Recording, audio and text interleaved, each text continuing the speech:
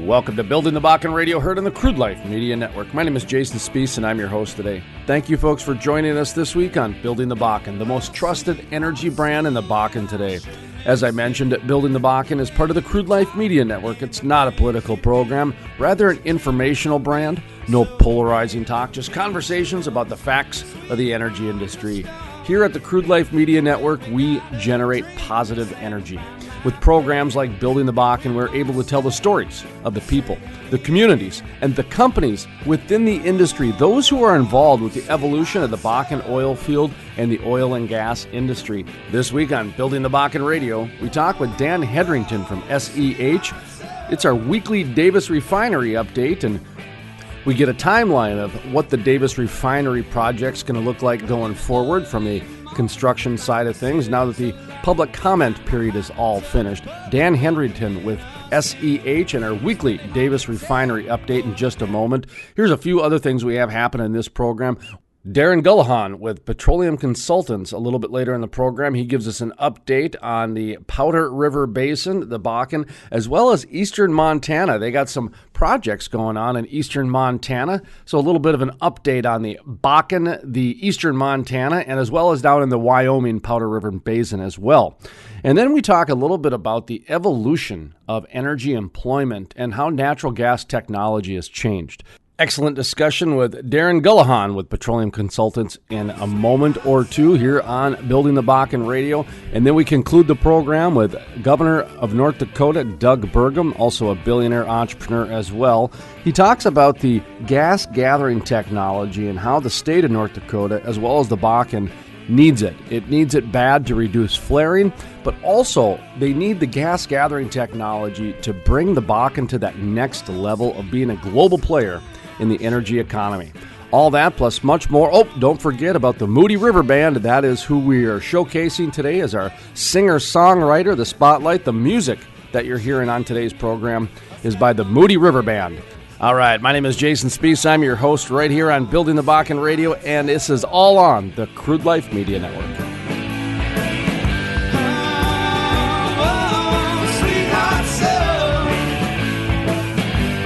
Over the past few months, I've told you about how unbelievable Hatch coaching is. Don't just take my word for it. Listen to what Christy Huber, president of the United Way of Cast Clay, says about Hatch coaching.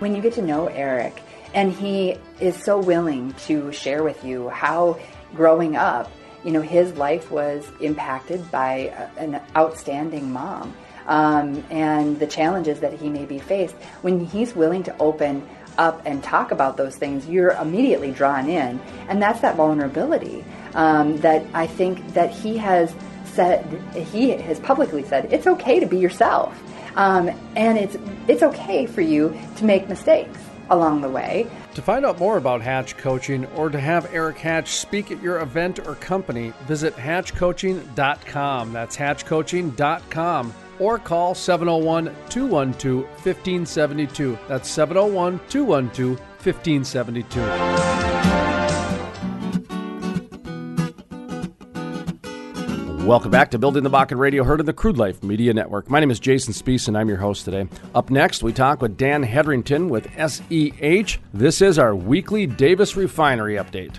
They given you any loose timelines on things? I know that they can't give you specific dates and everything, but there's got to be some sort of, I would imagine there's got to be some loose timelines on this because, you guys have investors and people working around the clock on this types of thing. I mean, this is, every day that goes by, it costs people money. And I get that the health department and the state wants to be as thorough as they can, but at the same time, there's got to be some timelines in here. Have we gotten to that point yet, or are we still kind of in limbo? So, I in limbo is not really what I would say. So let me give you the general perspective. The state understands that we that are involved in the project have. I apologize for that. We that are involved in the project have a desire to secure the permit as soon as possible so that we can avoid potential weather delays that are typical in North Dakota. So a quick version is, and you're well aware of this, is that winter can come on hard and fast. And so next fall, things can get really cold and really snowy very quickly. So the intent of the project, or the hope of the project, is to try to get in the ground as soon as possible. Get all of our erosion control in place and our stormwater and everything like that in place, and to, then at that point get footings and foundations and structures up so that the different team members that are building the project can work indoors during the winter, and that all of that, that work that needs to be done outside can be done as much as possible prior to the onset of winter. Now, with that in mind, the state understands that as well. They have prioritized this project, but in reality, we understand that it's a big issue. It's a lot of information that needs to be reviewed, and they want to review it thoroughly and make sure they're paying attention to all the details that they possibly can. So it's really not in limbo, but it's more of a, I think it's a commitment that everybody's made to, or everybody is agreed to, that we're all doing the best that we can to get the information to the state, and they're doing the best they can to review things, and really, just trying to get it done as soon as possible. So it's not like, I think that this could take, 6 months or 10 months or anything like that. But I can't tell you that, we think that, we would like to see issuance by a given date. But I will say that all the parties that are involved are, this is not something you desire to drag on and let last for a long period of time. So everybody's doing the best they can to do their portion of the work as quickly as can be done. So we understand that, and they're doing the best they can, and we're doing the best we can. Dan Hedrington, SEH, Davis Refinery. Any final thoughts you might have here? No, I guess really what it boils down to is that this is an exciting time for us. We're securing the permits that are necessary for the project, and everyone who was in the initial development of the project understood that it was going to take some time, and but it's all coming together. Initially, people were saying things like, they'll never meet the emissions threshold. Well, that's not true. They'll never secure this permit. Well, that's not true. I mean, these projects, even though they're complicated and they get scrutinized pretty heavily, once people understand that the amount of effort and the amount of advanced technology that's being applied to this project, this is going to be a big thing for the country as a whole, to see how clean refineries actually can be once they're allowed to be constructed, and once people take the initiative to use that advanced technology and actually put these things in place. So we're excited. To listen to the full-length interview with Dan Hedrington with SEH, or to listen to other Building the Bakken features, as well as our weekly Davis Refinery update, visit our website, thecrudelife.com. That's thecrudelife.com. Building the Bakken Radio is part of the Crude Life Media Network. Check us out on Facebook and Twitter. All of those social media links are available at thecrudelife.com. My name is Jason Spees, and this is Building the Bakken Radio, heard on the Crude Life Media Network.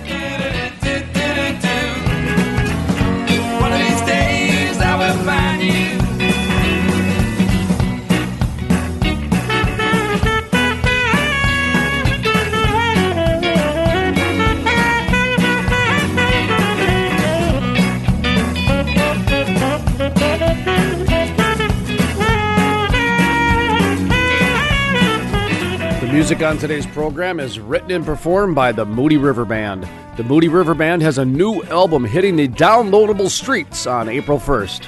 For more information on the Moody River Band, their links, and their music, visit thecrudelife.com. That's thecrudelife.com, and click on the Musicians tab. This is the Moody River Band.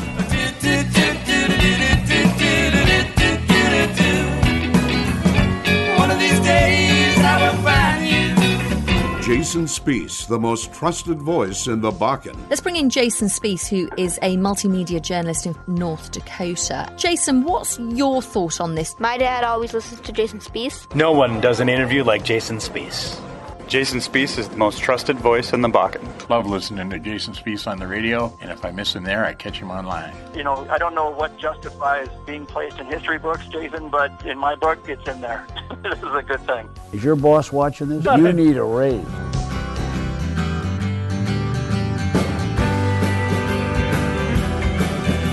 Welcome back to Building the Bakken Radio, heard in the Crude Life Media Network.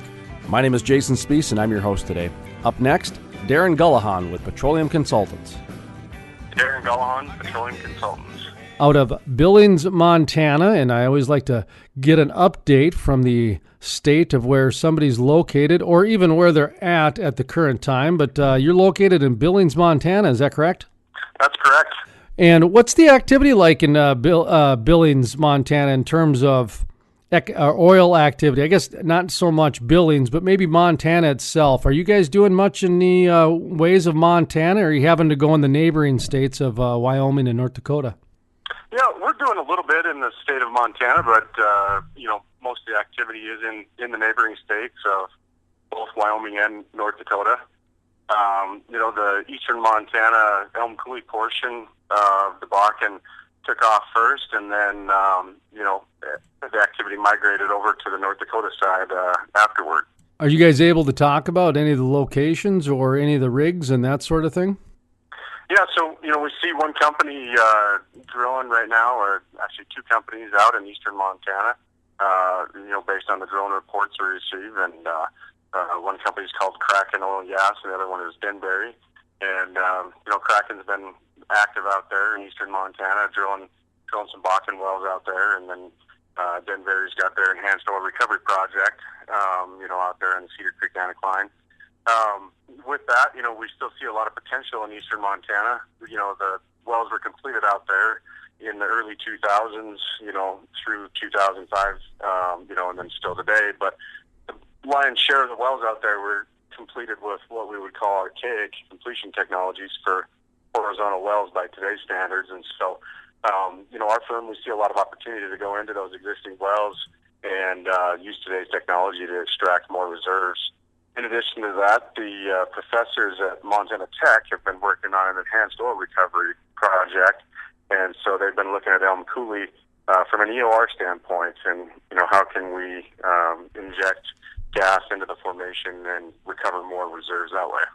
You'll have to keep us posted on that science project going on at Montana Tech. It's always good to hear that some people are drilling in Montana, because you hear so much about North Dakota, and of course Wyoming always has energy going on, especially from the natural gas side of things and coal. But what kind of activity you guys have in the neighboring states? Are you able to talk about anything that's going on in the Wyoming or North Dakota Bakken? Yeah, we've been active for several clients in both Wyoming and North Dakota, both on the engineering side and on the well site supervision side. We've gotten different projects in-house, and we're actively supervising some hydraulic fracture operations right now as we speak. So, we've been active on both the engineering side, helping operators out with some flare capture, flare abatement. How do we reduce flaring? That's one of the big projects that I'm working on right now. And then, we're doing some gathering system design and helping some operators out with that on the engineering side. And then we've been busy on the completion side of things as well. We made a post recently to get some more resumes in the door, and now we've got a pretty good slate of guys that can handle drilling, completions, and workovers or production type issues. I got so excited about getting an update from Montana, which, there's not a lot of updates from Montana coming these last few years, so it's good to hear. I forgot to ask you about what it is that your company does. I knew that you were doing some of the engineering things, but then you started mentioning supervisor and everything else. So give yourself a little bit of a plug, and what type of services do you guys do there? Yeah, so Petroleum Consultants is a full-service engineering and operations firm. We could take a project from the permitting phase through the drilling phase, complete the well, monitor the production, and be there for the life of the well, all the way through the plugging. So, we like to look at ourselves as kind of a tip-to-tail, cradle-to-grave type firm, and, we can help operators out with any phase of the project along the way. You mentioned gas gathering and some of the work you're doing there. Talk to me a little bit further about that, if you would, please. That's obviously a very big issue for the Bakken, as well as some of the other shale plays as well, especially down in Texas. But trapping those those molecules is easier said than done. The cost doesn't seem to be there. I know some of the research centers, whether it be at University of North Dakota Grand Forks, or you mentioned Montana Tech is doing some things. I don't know if they're doing the gas gathering, but it just seems like we're still in that science project phase. How are you guys doing with the gas gathering? Is it becoming economical? Are companies starting to look at it a little bit different? Talk to me further if you would. Yeah, so we think that flare capture and hydrocarbon gas capture can be economic. We're looking at some and actively using some refrigerant technologies right now that cool the heavier components of the natural gas, and then we're able to sell those components. And then working with a couple different companies to either liquefy the remaining natural gas or compress it, and then use that on drilling rigs or hydraulic fracture sites. We're also talking to different pipeline companies, and if there's a right-of-way issue or a compressor station bottleneck, can we capture the gas, compress it, or liquefy it, and then re-inject it into the pipeline downstream of the bottleneck? So it's an exciting project. It's been very fun. There's a lot of technology. There's a lot of new companies out there, and I think it's only going to get better. And I think as an industry, we're going to continue to get better, and we'll see less waste of a valuable resource. That's where I think the excitement comes. Is I think we're just on the beginning or precipice of the natural gas wave. I think that there's going to be some major advancements in technology that's going to create a whole new industry within the natural gas industry. And I think it's already started on some level, but I think we're just missing that next step. And I don't know if that's a new gathering system or a new way to capture it or what that is. But do you know what I mean by that? It just seems like we're not quite there, but we're almost there with the natural gas to just make it really be robust. Yeah, absolutely. And one of the other challenges we're seeing right now is pad drilling. And, pipelines are designed and it's got a stationary volume. We can't increase or decrease the size of the pipe once it's in the ground. As you know, oil wells decline off. And, so we see these pad drilling, pad completions come on with these really big IP rates. And, we've got a lot of gas initially, and then that volume declines off. And so the challenge is designing a system that is economic and can handle those big volumes up front. And how do we capture those volumes and then also still design our infrastructure economically? Hold that thought, Mr. Darren Gollehon with Petroleum Consultants. My name is Jason Spees, and this is Building the Bakken Radio, heard on the Crude Life Media Network.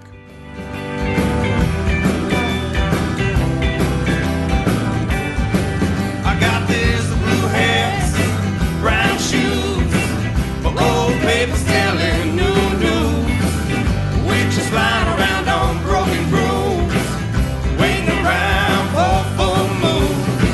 Load the cannon, baby, light the fuse. Well, this gun was made to shoot. Safety pins popping with a balloon. Old songs becoming new tunes. I got this blue hands, brown shoes, old papers telling new news. Witches flying around on broken brooms, waiting around for full moon. Gonna hop on that train, head for the caboose. The time to let it go, time to cut it all loose. Sometimes you win and sometimes you lose.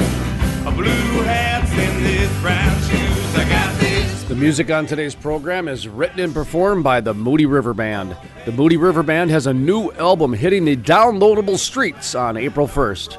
For more information on the Moody River Band, their links, and their music, visit thecrudelife.com. That's thecrudelife.com, and click on the Musicians tab. This is the Moody River Band.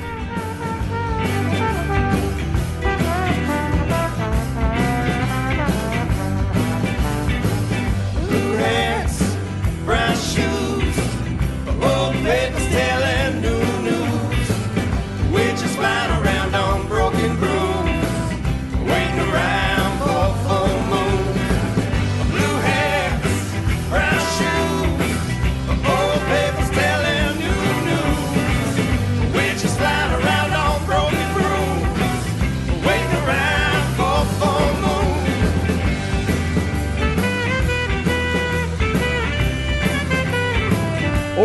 last few months, I've told you about how unbelievable Hatch coaching is. Well, don't just take my word for it. Listen to what Greg Tavine of Emerging Prairies has to say about Hatch coaching. Yeah, I mean, this guy gets people laughing. He gets people thinking. He's somebody that challenges and inspires. And what I think is so beautiful about Eric is he's real. I think the number one thing that I look for in speakers when we bring them into our platforms is that they're that person 365 days a year. Eric is not just a speaker on a stage. That's who he is at the grocery store. That's who he is when he's at the mall. But Eric is somebody that lives his values each and every day.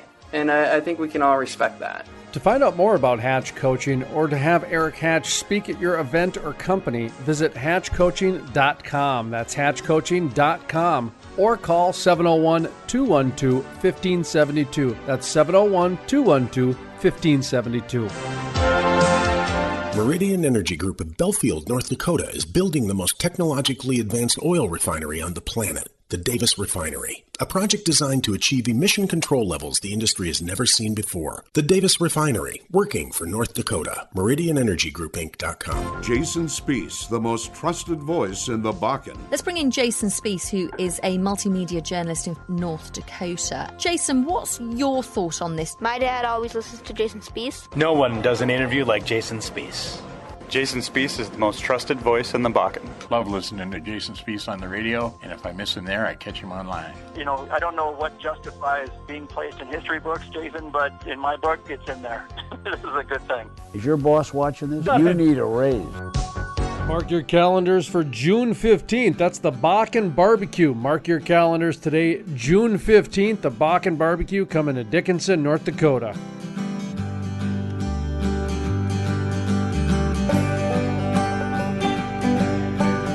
Welcome back to Building the Bakken Radio, heard on the Crude Life Media Network. My name is Jason Speece, and I'm your host today.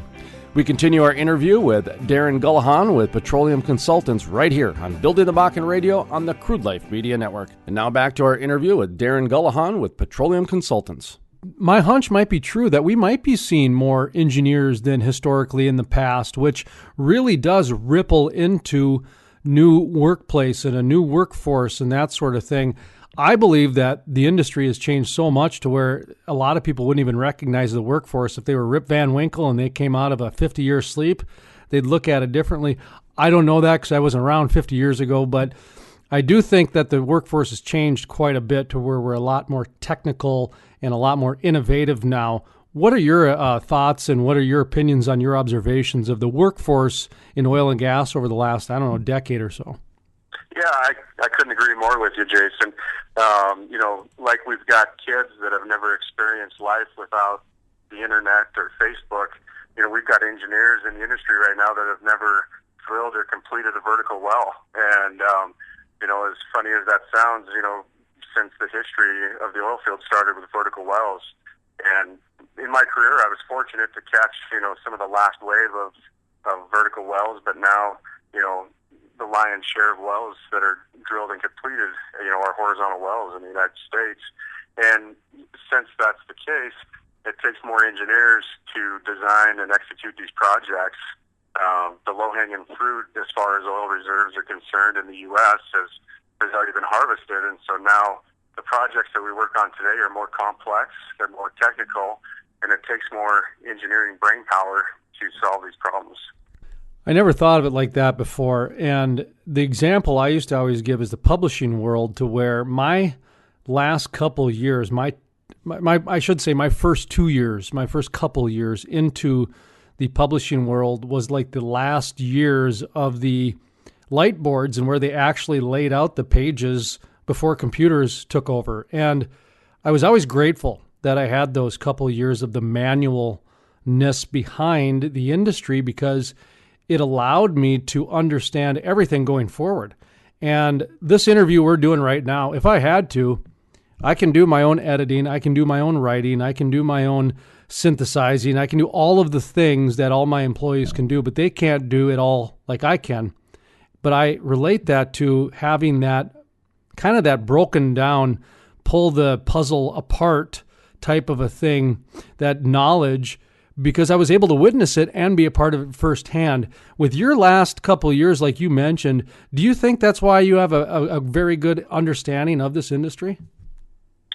Yeah, I've been fortunate to get a good breadth of experience over my career, and been fortunate to work on several exciting and innovative projects.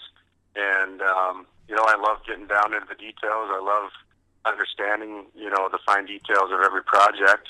And it's been an exciting career, and that's just part of what engineers do. They break down the problem into different parts that can be solved individually to solve the greater problem.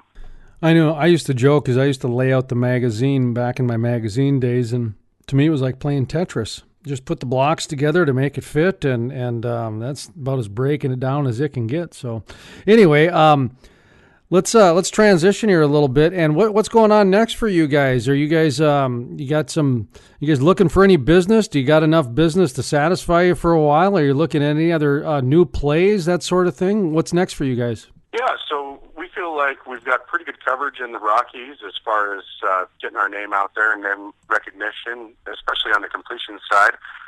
We're going to expand, our reach to the drilling side here in the Rockies, but we're looking to grow our company down into Texas and Oklahoma and capture some of the activity in the Permian and then also the stack and scoop plays. And so we're actively recruiting people that can work for us in those areas, and we're also targeting customers in those areas as well. Any final thoughts? Anything you want to reiterate? Anything we forgot to mention, or anything that you feel that you should say, I guess, that sort of thing? I'd like to give guests kind of the final thought. That's way there's not a narrative by me, I guess. So floor is yours, sir. Yeah, as you know, it's an exciting time to be in the oil and gas industry right now, and there's a lot of technology, a lot of innovation going on. We're doing more with less today, and Petroleum Consultants is excited to be right in the thick of it, and we feel like we can add value to the bottom line with our experience. We do a very thorough vetting process with any of the people that we bring on underneath our name, and to ensure that there aren't any concerns when an operator hires us to go to work. So we want to build a quality brand, and we want to be a brand that people can trust and count on. To listen to the full-length interview with Darren Gollehon with Petroleum Consultants, or to listen to other Building the Bakken features, visit thecrudelife.com. That's thecrudelife.com. Building the Bakken Radio is part of the Crude Life Media Network. Check us out on Facebook and Twitter. All of those social media links can be found at thecrudelife.com. Just go ahead and click on the social media tab right there at our homepage. All right, my name is Jason Spees, and this is Building the Bakken Radio, heard on the Crude Life Media Network. It's a big bad world.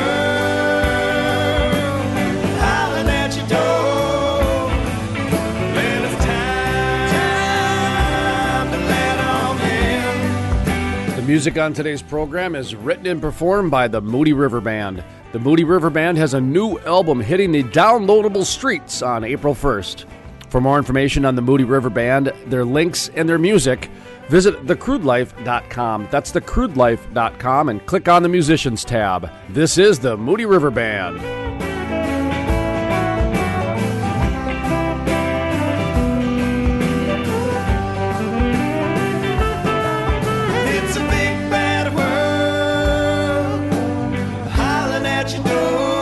Over the past few months, I've told you about how unbelievable hatch coaching is. Don't just take my word for it. Listen to what Christy Huber, president of the United Way of Cast Clay, says about hatch coaching. One of our programs was where we asked Eric Hatch to come in and speak to this group, and it ended up being a group of about 90 emerging leaders, and talk to them about leadership lessons. And Eric just did a phenomenal job of reaching out and talking about leadership from a very personal perspective. He is one of our best leaders in the community, talking about being vulnerable and what that has meant to him in his leadership journey. To find out more about Hatch Coaching, or to have Eric Hatch speak at your event or company, visit hatchcoaching.com. That's hatchcoaching.com. Or call 701-212-1572. That's 701-212-1572. I'm Dan Jonathan. I'm the director for the Souris River Joint Board. and I also serve as the Public Works Director for the City of Minot.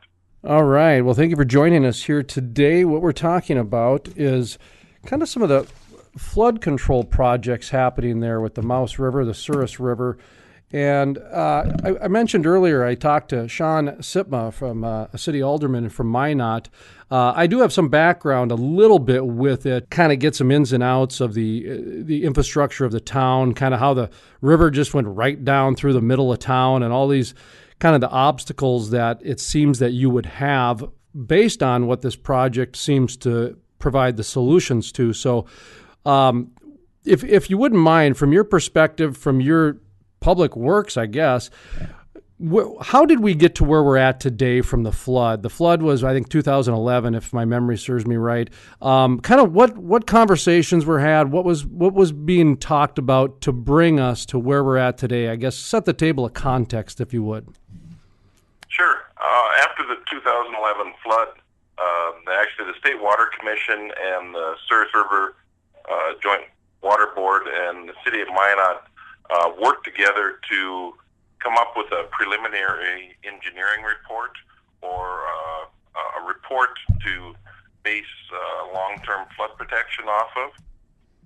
That was headed up by Bar Engineering and Ackerman Esfold. Like I said, they took a look at what would need to be built to protect not only the city of Minot, but the entire basin from an event that we saw in 2011. The typical flows through the Mouse River Valley, the 100-year flood event, is 5,000 CFS. In 2011, we saw 27,400 CFS, or cubic feet per second, coming through at the peak. So it was a huge event, something that's never been seen before, and with that, it triggered the need for, I guess, a higher level of flood protection through the Mouse River or Souris River Basin. So that report was completed in about February of 2012, and since then, we have been working to implement that plan. It's broken up into a lot of different phases because it's a very complex, very expensive plan, over $1 billion is the estimate to implement it. So the Souris River Joint Board has tried to tackle it, I guess, a piece at a time as funding is available.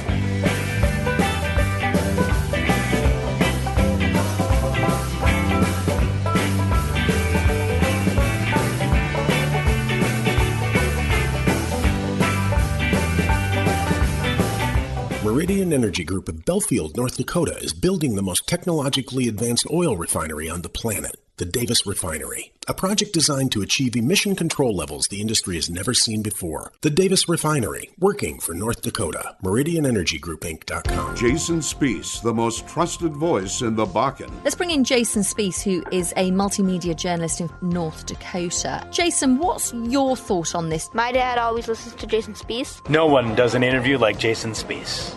Jason Speece is the most trusted voice in the Bakken. Love listening to Jason Speece on the radio, and if I miss him there, I catch him online. You know, I don't know what justifies being placed in history books, Jason, but in my book, it's in there. This is a good thing. Is your boss watching this? You need a raise.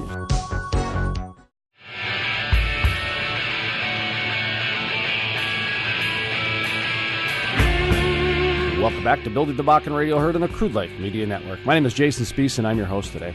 Up next, we talk with North Dakota Governor and billionaire entrepreneur Doug Burgum. What's your vision for natural gas?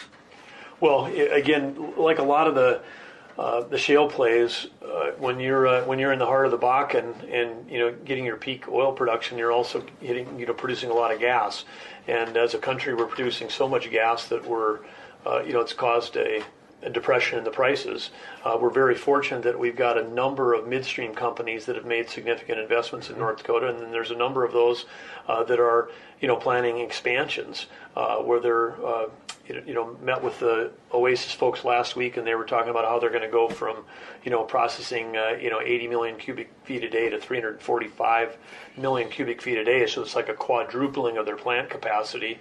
We know that there are other midstream producers that are looking at similar kinds of projects, because as we produce more gas, we've got an opportunity to do more value-added processing here in state as it comes out of the ground, and that's another area where we have to continue to work on all the gas gathering lines to collect all that, because we've got some flaring goals that we've been making progress on as a state, but we're going to be challenged on those, and some of that comes down to working collaboratively with the landowners to make sure that we get the right kind of gathering lines in place, so we can gather the gas and make the investments for these midstream folks to be productive. One of the big challenges we have is in North Dakota is with Fort Berthold, which has got a set of federal regulations on tribal lands plus the BLM land, and I would just say again we're seeing an opportunity for, I think, a breakthrough with the new administration in Washington, with Secretary Zinke, who leads the Department of Interior, with Sonny Perdue, who's a former governor, who's running the Secretary of Ag, which controls U.S. Forest Service, which controls the national grasslands, which we have those federal lands in North Dakota. But to get these federal partners at the cabinet level working to try to help the tribes be more self-sufficient in their ability to develop energy. I mean, part of that is they've got to get the federal regulations. It takes much longer to permit something on tribal lands than it does on state land, and that's a disadvantage for the tribe. So when we were at the White House for Infrastructure Day, Vice Chairman Randy Phelan was there along with Brent Sanford and myself, and we were advocating along with them. We were advocating for the tribe, to saying the federal government, you've got to make sure that if you really view these tribes as sovereign nations, then you got to give them the ability to do more regulation than just having those tight federal regulations, which slow down, because we're flaring more gas on Fort Berthold than we are on state lands, in part because those federal regulations are not allowing us to get the permitting done, whether pipelines, gathering, whatever, to do that. So if people want to address the flaring issue, then we've got to address the bureaucracy that's creating the problem. I remember David Williams with MHA Nation, and he said, 49 steps they had to take versus 3. Mm-hmm. If you're a private landowner in North Dakota, it was like 3 steps. Yeah. Versus they had to go through like 47 or 49, just to give the audience an idea of what Governor Burgum's talking about. North Dakota Governor Doug Burgum with us. Quality of life, Main Street USA, the changing Bakken culture. This has been one of your big talking points over the last several months for good reason. So let's talk about that a little bit. What's happening? Well, I think it's one of the things that we're facing in the Bakken and across North Dakota is workforce issues, and the work we have. There's great jobs open across the state, high-paying jobs. How do you attract and retain people to come and do these jobs and not do it as a temporary workforce? And the way you do it is you build communities that are compelling enough that people want to put their roots down here, they want to bring their family here, they want to live here. And again, I think this is something that my running mate, Lieutenant Governor Brent Sanford, former mayor of Watford City, really understands, because he understands the investments that it takes in a community to try to, whether it's schools, rec centers, vibrant, healthy main streets, opportunities for single-family housing, multifamily housing, affordable housing for teachers and law enforcement. I mean, all the components it takes, daycare. These are all elements that it takes to create a community, and we want to have a comprehensive whole-of-government approach. To listen to the full-length interview with North Dakota Governor Doug Burgum, or to listen to other Building the Bakken features, visit thecrudelife.com. That's thecrudelife.com. Building the Bakken Radio is part of the Crude Life Media Network. Check us out on Facebook and Twitter. All of those social media links are available at thecrudelife.com. My name is Jason Spees, and this is Building the Bakken Radio, heard on the Crude Life Media Network.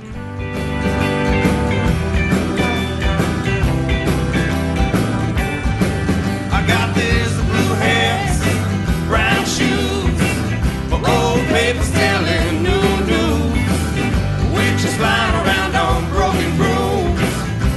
The Music on today's program is written and performed by the Moody River Band. The Moody River Band has a new album hitting the downloadable streets on April 1st. For more information on the Moody River Band, their links, and their music, visit thecrudelife.com. That's thecrudelife.com and click on the Musicians tab. This is the Moody River Band.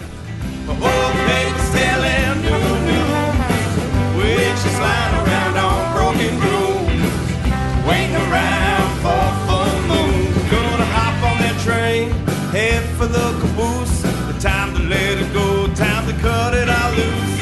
Sometimes you win and sometimes you lose. A blue hat's in these brown shoes. I got these blue hats, brown shoes. Old papers telling new news. Witches flying around on broken brooms, waiting around for full moon. And that concludes this week's episode of Building the Bakken Radio. Building the Bakken will be back next week at this time on this radio station. For a full list of our media affiliates, visit buildingthebakken.com. That's buildingthebakken.com. And from the staff at Building the Bakken, my name is Jason Spees. We're asking you to be safe, be happy, and make it a great day. Thank you, folks, for joining us. We'll see you next week. Waiting around for full moon. Blue hats, brown shoes. Old papers telling new news. Witches flying around on broken brooms, waiting around for full moon.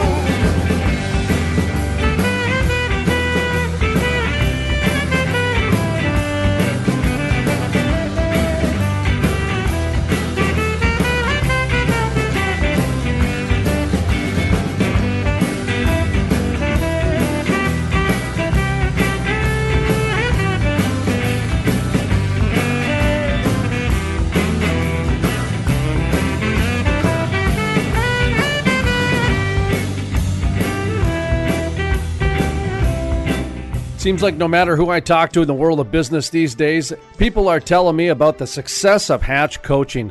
Listen to what Jeff Schatz, superintendent of the Fargo Public Schools, has to say about Eric Hatch and Hatch coaching. I just thought that his story about how he talks about the struggles that he and his family went through and having children, and how, everybody has a hot mess, and how do you deal with that in life. And I just thought that really resonates well with, folks. And so I thought that would be a great message for everybody to hear. Well, then beyond that, I've also seen Eric do some of the other things that he does with emceeing and leading other types of things that he does. He does coaching, I know, with students, where the principals have hired him to come in and do that. So I just extended that opportunity for him to be the MC too. He was very well received. For more information, call 701-212-1572 or visit coachingwithhatch.com. That's coachingwithhatch.com. Jason Spees, the most trusted voice in the Bakken. Let's bring in Jason Spees, who is a multimedia journalist in North Dakota. Jason, what's your thought on this? My dad always listens to Jason Spees. No one does an interview like Jason Spees. Jason Spees is the most trusted voice in the Bakken. Love listening to Jason Spees on the radio, and if I miss him there, I catch him online. I don't know what justifies being placed in history books, Jason, but in my book, it's in there. This is a good thing. Is your boss watching this? You need a raise. Meridian Energy Group of Belfield, North Dakota is building the most technologically advanced oil refinery on the planet, the Davis Refinery, a project designed to achieve emission control levels the industry has never seen before. The Davis Refinery, working for North Dakota. MeridianEnergyGroupInc.com. June 15th, save the date. That's June 15th, the Bakken Barbecue in Dickinson, North Dakota. That's June 15th. Be sure to save the date today, and we'll see you June 15th at the Bakken Barbecue in Dickinson, North Dakota.